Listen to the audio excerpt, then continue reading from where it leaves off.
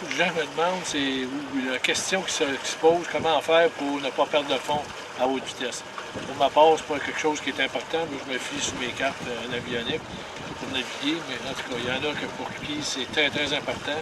Fait que, il y a quelques petits ajustements qu'on peut réaliser pour faire en sorte que ça fonctionne mieux. C'est sûr que c'est sur le transom, c'est pas comme collé dans un bateau de fibre dans le fond de la coque, mais il reste que j'ai le fond encore jusqu'à 35 000 $ de cette façon-là. Fait que je vais vous montrer sur l'appareil lesquels ajustements que je mets en fonction pour optimiser le rendement à haute vitesse. Bon, ben, pour les menus, là, premièrement, il faut que la page sonar soit active, là, est active, vous voyez ici. Vous allez aller dans le menu. Vous allez aller dans Avancer. Là, vous avez réjection de bruit puis clarté de surface. Réjection de bruit, vous mettez à haut et clarté de surface à moyen. De vitesse de ping maximum. Sans oublier toujours aussi que vous avez le bon choix de sonde là, dans votre menu d'installation. Ça, là, ça va être ici. Vous allez aller dans Paramètres. Vous allez dans Sondeur, Installation. Là, moi, la sonde que j'utilise, c'est une HDI 83-200, 455-800. Ça, c'est une chose là, que ça arrive fréquemment quand je regarde les appareils sur des bateaux, que les types de sondes, c'est juste la sonde générique. Le choix n'a pas été fait.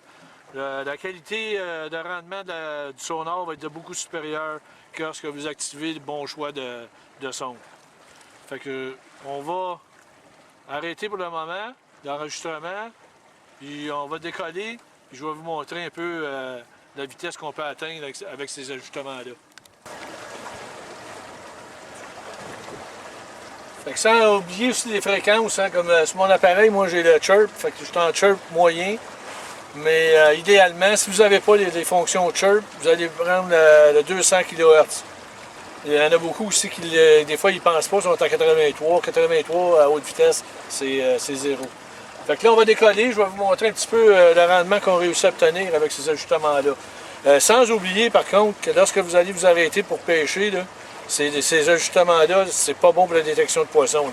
C'est vraiment, c'est pour ceux qui veulent absolument avoir du rendement à haute vitesse, qui veulent voir les chiffres apparaître sur l'écran, malgré que pour moi, ça ne veut rien dire, puisque si vous voyez au fond, là, sur l'écran, déjà le pied de moteur est arraché. Parce que c'est déjà loin en arrière, mais en tout cas, on va le faire pareil. Fait qu'on part.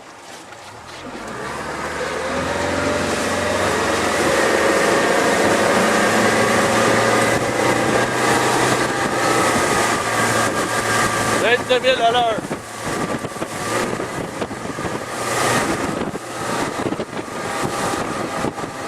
$30 000 à l'heure. 33. On a encore le fond. Je pense que c'est assez concluant. De toute façon, ça bouge un peu.